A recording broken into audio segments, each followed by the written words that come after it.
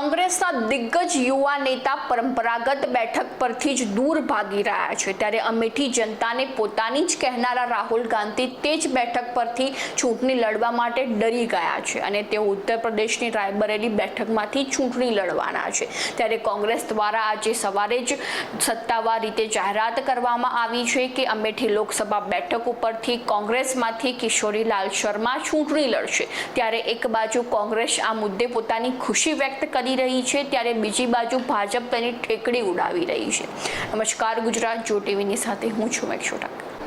ત્યારે આ મુદ્દે કોંગ્રેસ નેતા દીપકસિંહે જણાવ્યું હતું કે અમેઠીના લોકો અને ગાંધી પરિવાર વચ્ચેના સંબંધો મજબૂત છે અને ભવિષ્યમાં મજબૂત રહેવાના છે। ત્યારે બીજી બાજુ ઉત્તર પ્રદેશના ઉપમુખ્યમંત્રી કેશવ પ્રસાદ મૌર્યએ ટ્વિટર પર પોસ્ટ કરતા જણાવ્યું હતું કે રાહુલ ગાંધીની અમેઠી બેઠક પરથી ચૂંટણી ન લડવી તે ભારત ગઠબંધનની નૈતિક હાર છે અને ભાજપની જીત છે।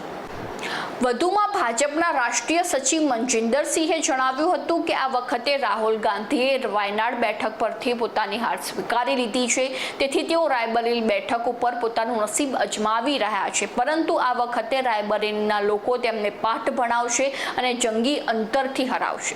તો આવી જ નવી માહિતીને જાણવા માટે ફોલો કરો જો ટીવી મેક્ષોટા।